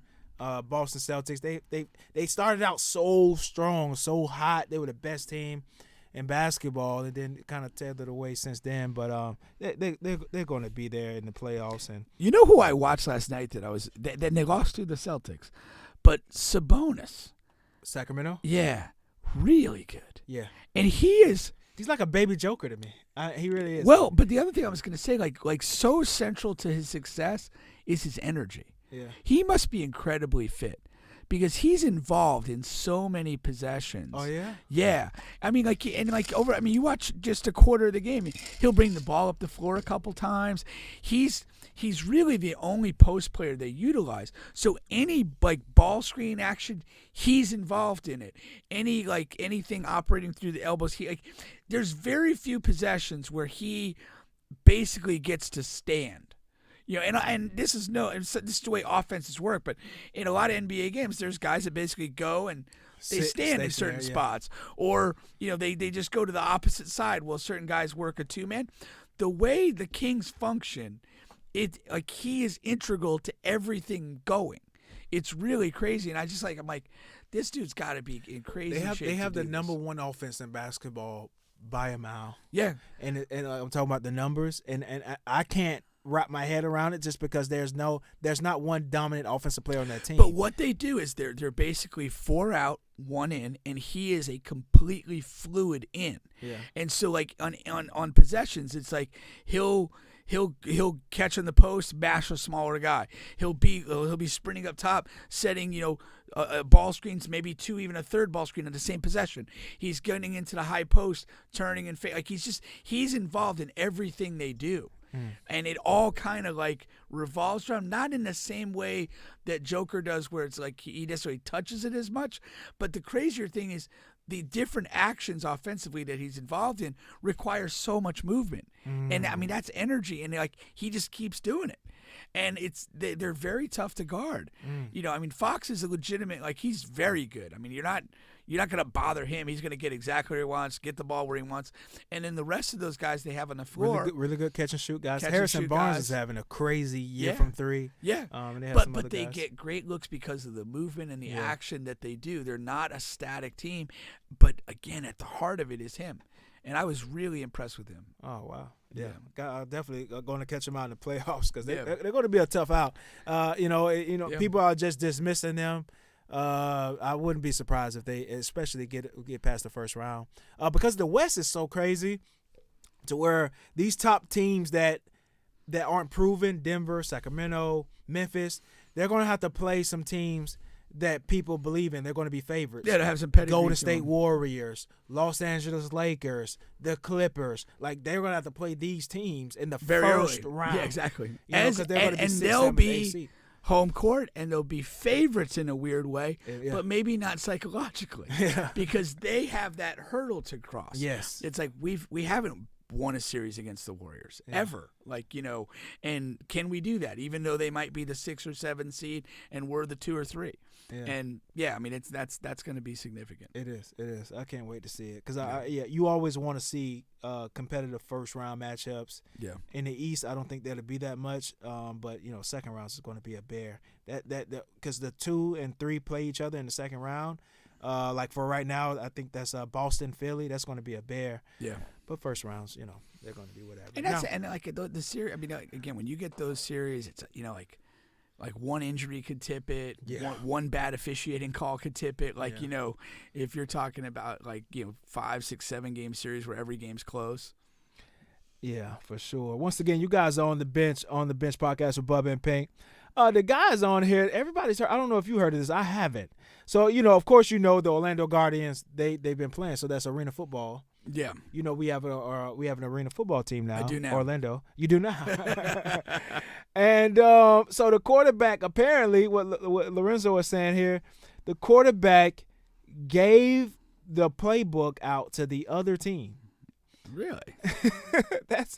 I've never heard of that happening before. And it looks like him and Kobe, they know about it. Right before the game, he gives the playbook to the other team. How much of an advantage is that? Well, when in football, I would think, in arena, so this is arena, not NFL, right? Right. So I don't think there would be major variations to these formations. I wouldn't think, not in arena. And so if you know what formation they're lining up in, you should know what play they're going to run. Well, but again, film work should reveal most of that to you anyway. Now, the one thing that I would think is, so if you're doing your job with film, you're going to know the formations they're running. You're going to know their habits and things like that in different situations on the field. A lot of football plays though are developed now where they're a lot of option routes and things like that. It's not completely static. Basically you'll start running around depending on where the defender plays you, where the leverage is. You may be going in or out. You may be stopping. You may be pushing up the field. I would think the bigger advantage might be in audible terminology if possible. Right. In that you may be able to in the moment pick if they're calling something whatever. And again, I don't even know at the higher levels of football how much do they change that game to game? Yeah. Or even in the game. Whatever. I mean, in the first quarter, any word I say begin with an F is going to option us to a run play, and second quarter, hey, it's going we're going to move to anything with an M. And just to keep people off. So it's weird. Why would you do it? What's your motivation? Are you a disgruntled player or whatever? But XFL. Oh, it's the XFL. Yeah. XFL, not. That's right. They're in season now. Yeah. What's your motivation for that? But I don't know that the actual value of that is as good as it sounds. Yeah, exactly. I'm trying to find the. He says after trying to come. So they had suspended him. All right, so he was giving out plays to other teams, but He was already on side. some sort of suspension. Yeah, so he's he's came a back. disgruntled guy. No. I'm saying they suspended him for Because of that. Okay, Yeah, okay, because of gotcha. that. And he just came back from that suspension for giving out plays from the team's playbook to other teams. So not just one team; it was a couple of teams. And he was cut from the team on Friday as a result, but later he was reinstated. Okay. He said the league is actively reviewing a personnel issue regarding a player to the Orlando Guardians, blah, blah, blah. Additional information on the situation was brought to the attention of the league. While the player conducts a formal investigation of the issue, the situation is under review. Give me some meat, man. While the statement also did not clarify whether the player was reinstated by the team or league. A more formal investigation will take place. Dormady played 5 seasons in college for 3 different schools. That's not a good sign. He played for Houston, Central Michigan, and another school. If Orlando plays were in fact being leaked, then it's not a surprise they are one of the 3 teams in XFL that is 0-2. But they didn't. Well, they didn't say what they found. I want to. Well, let me amend what I said then. If you're talking about like the first or second game of the year, the value of the playbook's actually higher. Yeah, that's what. Because there's not as much film to say, okay, well, we know, we've got 5-6 games of film. We know what these guys do. So he sold plays. Oh, that's what I want. Sold. To hear. That's what I want to hear. Because why are you giving? Because those salaries are so low in the XFL. We gotta make some extra scratch by selling the playbook. Guy's got an OnlyFans account too. You gotta hustle, man. You gotta hustle, man. When hustling goes wrong, sold the playbook, man. That's funny. It's interesting, man. That is, that's let me see here. crazy. Chris, Carver says it's valuable in a way, but even a team knows your play execution could beat it, especially if you have the better players. Yeah. I mean, teams scout each other. They know personnel. You're not, you're not showing up on a game day going, "Hey, where did this come from?" Yeah, I think it's a shock value when you see it. Yeah, for sure. But we don't, it's not. I don't know how much value it really has to the other team. Yeah, for sure. And now I need to know, how much are you offering this guy for these what plays? is the going rate for What's a stolen the going rate playbook? for a stolen playbook? I don't. What are the it finances like in the XFL? I mean, what are the players making? Yeah. It's all relative. What else does he has going on? Was it worth him risking his contract in SFL? Is he going to go back to being a truck driver? Like, what is, what's the risk? Yeah, here? what's the fallout here of Yeah, this? yeah. I like it. A lot of questions we need to know. That's we need some meat on the bone here. We should be able to get an XFL player here on the bench. We should. Yeah. Should probably get an NFL player.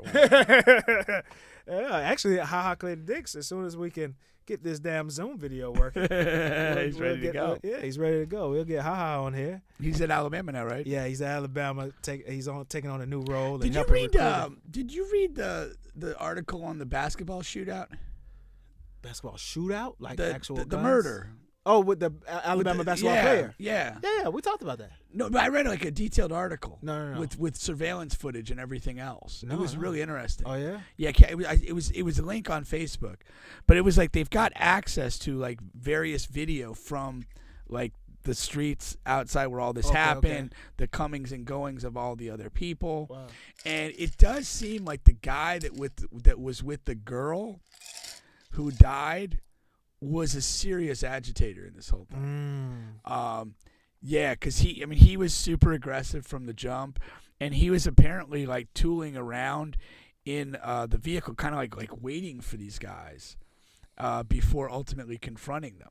Wow. And then the shootout went there, which I mean, like really, this guy gets like the least valuable player award because ostensibly, you're bowing up to protect this woman or whatever. Why would you have her in the car when you're going to get ready for an armed conflict? Like, send her home. Yeah. Get her out of the area. If you Exactly. feel business needs to be done, get her to safety and handle business. Instead, you get her shot. So, I don't know. I mean, I'm not a man of the street, but that seems pretty logical. I think so. I just lost another bet. Did you? Yeah, man. Kobe stopped sending me to play, so I'm lost out here in the streets, man. Got to find a new source. Fucking Indiana beat the Raptors, and the Raptors they need wins, and they just screwed me, man. I had an interesting call. Juan and I went to the NCAA games on Saturday. Tennessee, Duke, and San Diego State, and Furman. So on the ride down, though, I pick up Juan at his office. We're driving down, and he's engaged in betting talk like the entire time we're driving in the car. But it was the craziest thing ever. The guy that he's talking, I know nothing about. Like, he's talking about NBA games. This guy functions off of a computer program. He doesn't know the players. Juan had to explain to him who Anthony Edwards was and the significance of him not playing because of a sprained ankle. Yikes. He had to explain the significance of Jordan Clarkson. And I'm like, why is this guy betting if he doesn't know these guys? He just goes basically based off the numbers He alone. has a computer program Yeah. that spits this stuff out. But basically he does try to engage basketball experts, who know the players to kind of like almost like cross-check or like dot your I's, cross your T's. It was the most amazing thing I saw. I just couldn't believe it. And then the other thing that I thought was crazy about it was like, if this is something that this person does on a regular basis, like, wouldn't you just start to recognize the names and significance, like, just from doing it every day? Right. Like, how could you not recognize the names, of certain guys? Like, I just thought that was incredible. Exactly. Yeah. So, Lorenzo says he agrees with you, Pink. He has more issues going on. He's definitely done for. But he says AJ McCarron is making about $60,000 for his first season. Is that enough for him to keep the hot girlfriend he had in the title game that had Brent Musburger soiling his pants? $60K a year? Probably not. Probably not, man. No, man. $60K is tough, man. I don't know if I'll play football for $60K. Why not? Grueling sport. Grueling sport. $60K. I mean, there's always the hope that you would, move on up in the world of football. I guess I would have to know how many practices are involved. Like, can you have another job? No, seriously. Can you work another job while you're playing? Yeah, like. Yeah, I guess that's a question you could ask. Yeah. There's off season. Yeah. You lock in, you make your $60,000 over 4 months, and then you have the rest of the year to supplement your income. Will my job let me go for 6 months? Yeah, you'd have to say goodbye to the job and just find another one. Find another one? Yeah. Is that a good life to live? Just recycling jobs every? Well, but I mean, if you're trying to play football, if it matters to you, would you take $60,000 for 4 months to play basketball professionally? No, I mean I would. You would? I understand that point, but yeah, I mean, I guess you just have to figure it out. Yeah, you just have to figure it out. Yeah. And all these guys are figuring it out. So. Well, this is exactly what we talked about earlier with the young people. It's like, this is your opportunity to do this. Yeah. You go, you play football. You hope you have a good year. And do what? Maybe you get called up to the NFL. Maybe you're brought back to the XFL. Because that is a name. AJ McCarron is a name, right? So he's Alabama quarterback, national champion. Yeah. No, I mean, certainly he's. Again, I haven't seen him play in years, but I mean, I think he was an NFL backup for at least a few seasons. And I would have to think he's at the top, near the top of the damn earning chart. Yeah, you would think. So there's some guys making $30,000. Yeah. Right. Yeah. We're getting close to Bubba. Not interested. We're getting close. The Bubba's not interested. But you gotta think like, okay, you see, like realistically, like you've invested a number of years in your current career, and you've moved up the ladder to a degree. So it might not make sense for you. Yeah. But if you're, if you're mid-20s, you've kind of haven't gotten any genuine career, partly because you've been trying to play, pursue the dream. And play football, it's not that big a deal. It's worth the risk. Yeah. And I always say, you take a guy like an AJ McCarron, with his football background and whatever, he could roll into coaching. He could roll into some, insurance sales job in Alabama and make six figures in a heartbeat. Yeah. Just because he's A.J. McCarron. Just because. Yeah. Yeah. Sometimes that's the way the life goes. Yeah. No, sure, for sure. Alrighty here. Just really quick here, I wanted to touch on a couple other NBA notes before we get out of here. Hold on really quick. First of all, have you been watching the NCAA tournament? Yeah. You have? I just told you I went to 2 games live. What's been your takeaway so far? I know some of the top guys. I really enjoy that a lot of the blue blood teams have been knocked out. That's been entertaining. Is that entertaining? Yeah. Because don't you want to see those guys in the Elite Eight, Final Four? Here's the thing. They don't have any of those guys. Like, we're in a window of time right now where the best player in college basketball might go 7th. No. He's going higher than that. Alabama guy, he's going higher. Where? How? He's going top 5. I don't know. I know. The top 5. you have Victor, you have Scoot. There was a foreign guy, and then you have the twins. He'll go before one of the twins. Maybe. Only one of the twins. But the point is, you're not. No, but I understand. You really don't have great players. Yeah. And Alabama, for me, they look like the best team in the tournament. They have the best player. Yeah. And they're a good team. And it's not just him. Yeah. They look very good. I like Connecticut, my home state team. They have a nice balance of gifts. But there's not a lot of great players. Juan and I watched Duke and Tennessee the other day. Like, Duke does not have any. To me, there was not a surefire NBA impact player on Duke's roster. Good players, nice, accolades in high school. There's not a surefire NBA player in that group. Right. Who's going to be an impact? Exactly. And, like, that's one of your blue blood teams. Kansas. There's just not a lot of great players. And what you have in a lot of these teams is guys that have been in college basketball for a while, transferred a time or two, and they're mature. Like Tennessee is a physically mature, tough-minded team. They're going to be a tough out for anybody. Yeah. But there's not like individual great players that you're like, that guy's going to be an impactful guy in the league. So to me, it's a very muted field. Yeah, and it's really anybody's game on that. But if anybody's a cut above, for me, it's Alabama. And beyond that, there's just and again, part of the March Madness is like the Kansas State thing. The guy that was a Gator who like passed out in a game against FSU, and was in a coma for a couple days, hospital for a couple weeks. He transfers out to Kansas State, hits a dagger to beat Kentucky.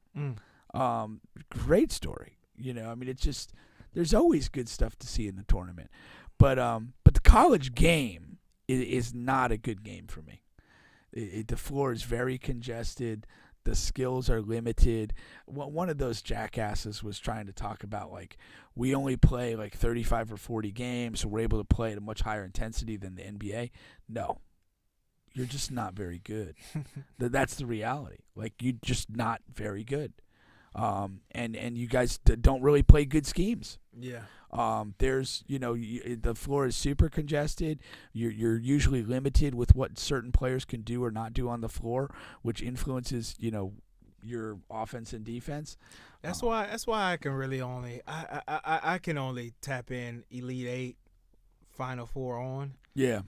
Yeah, because it's not a fun game to watch. No. Especially without the stars. Yeah. I can catch a Zion, so forth, Carmelo, so forth. Yeah. You know what I mean? But without the stars, I need a championship atmosphere to get me hyped to watch. I understand. I get it. Yeah, I relate to yeah. it. That's how I feel. I watch less college basketball this year than I have perhaps in my life. Yeah.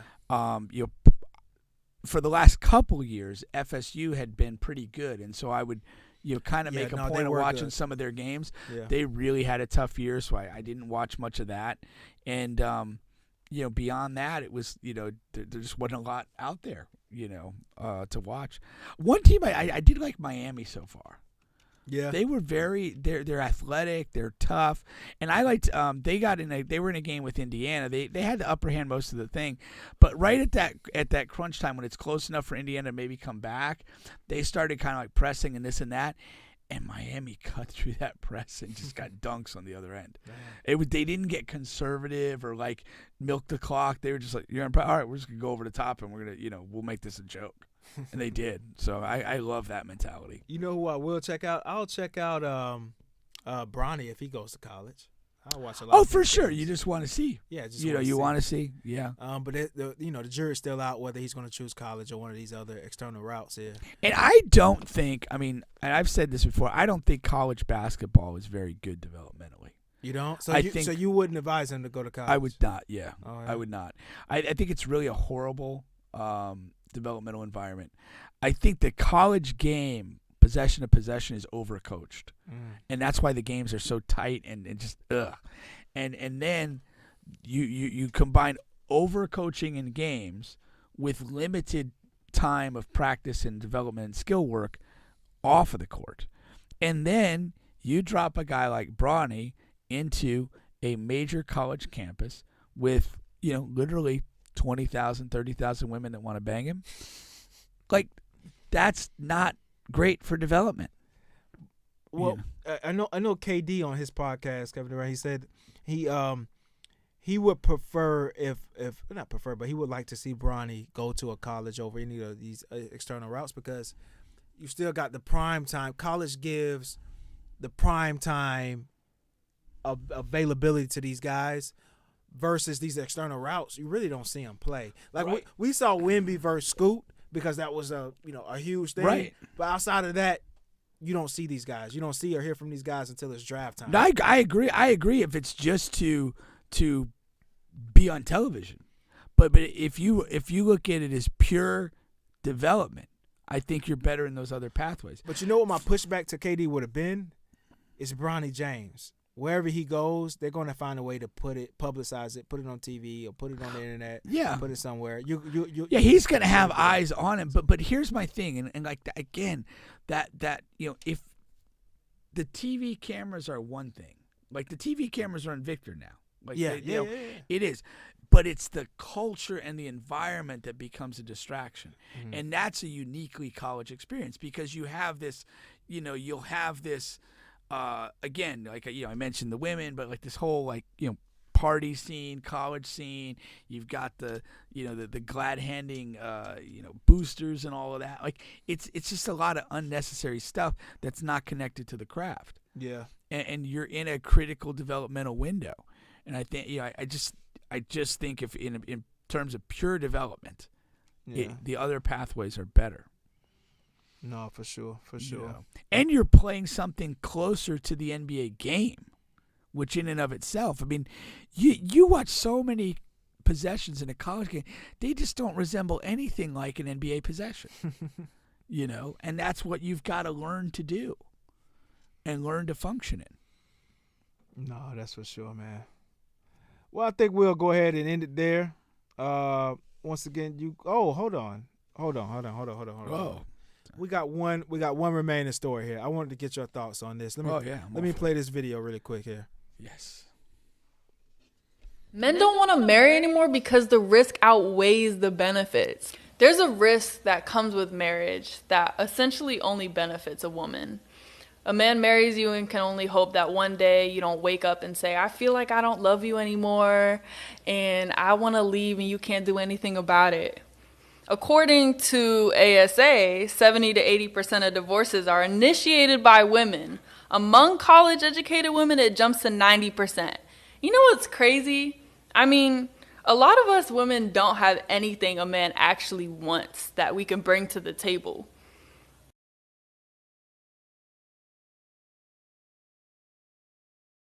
This falls under the category of do bear shit in the woods.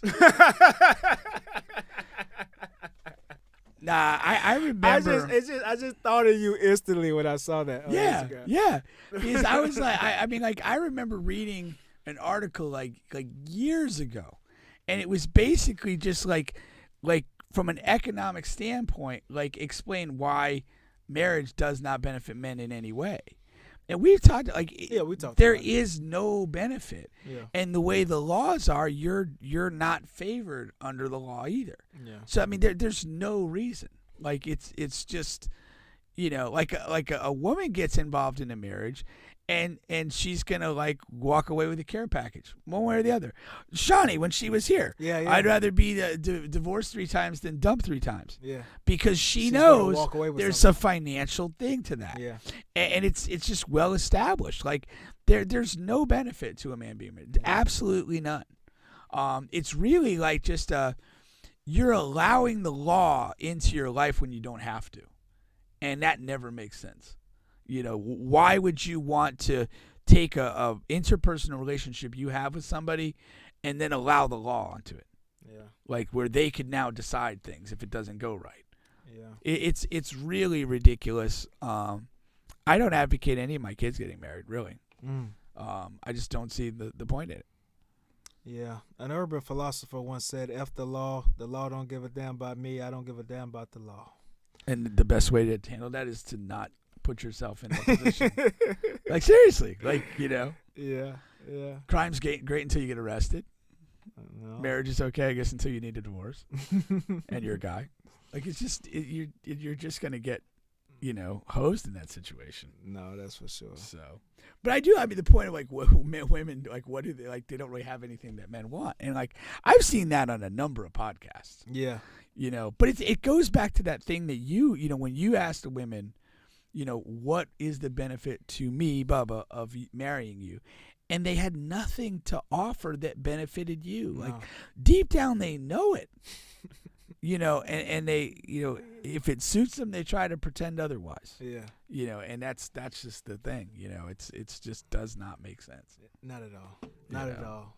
And it circles back to the beginning of the show with like Jordan Poole and just putting the money out there. It's like there's a financial cost to the guy in all this. It's like the tradition of it that if you it's the tradition. If you want to impress a woman, like you impress her with financial wherewithal, and they always fall for that. And then if you get married, you put your financial wherewithal in the hands of the court, and that's not where you want it to be. Evan said, "Bubba, please do not encourage him." We have absolutely nothing to offer in marriage. That's pretty much it. You're asking a question and not answering the question, so that kind of lets us know further. Yeah. If you had something, you'd be articulating it in this chat in the comments. You wouldn't just be asking the question that we just asked. Right? Exactly. We know you can hear. Your ears work. Congratulations.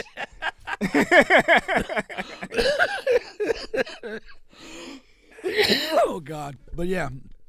No, I think that really the biggest thing is that for no reason other than glove, you put your personal stuff in the hands of the court. Yeah. To be with this person. It's just that doesn't make sense. No. If you have an ironclad prenup, maybe you're good. But who came up with that? Who? I'm asking, who came up with the prenup? Involving the law, the court system into marriage. I don't even know how that. Is that the church and state thing? A marriage is essentially a legal agreement. So you're saying it derived from that, from it being. It probably originated. It probably originated with a church. Okay. But then again, church and state have not always been completely separated. Right. And then you got into this point where like I don't know when the first divorce was. Right. But like now we've had this this marriage, which is essentially a legal contract. And now we have to unwind this somehow. How do we do this? And again, you're doing this. I'm not naive to the fact that you're doing this in a context that for decades, even centuries, like women have not been engaged in the workforce in the same way and same manner. And you could probably still, credibly argue that there is still economic disadvantages to women in the workplace, not necessarily in every job and every field, but there is. Much like racism is still a thing. Mm-hmm. So there's statistical evidence to support that, and that is the ostensible justification for the inequity when the court unwinds these things. But, again, if you're sitting there and you have the choice, why would you do this? There has to be some compelling reason. And Ebony, if you're holding the secret, please share. You might save the institution of marriage if you come up with some good bullshit here. Yeah, I mean, you preaching to the choir because you got the guys agreeing with you. Chris saying, yeah, pink is right. It's pointless. Most men do it because they're socialized to believe they have to do it. Carvers are saying, yeah, pink is right. It came with the church. Pink is right. Love those words. You love those words. I hear them a lot, though. Must say. Such a humble guy. I'm not many things, but I'm right a lot. Might be your new nickname. That's good. Right. All righty. Well, we'll be back next week. You guys have been on the bench. right. Later. We out. Oh, and appreciate you guys watching. All you guys watching and commenting. We really appreciate it. Of course, commenting on the live stream helps the video goes out and reaches other people. So we really appreciate you guys watching and commenting. It really helps us out a lot, and we really do appreciate it. All right.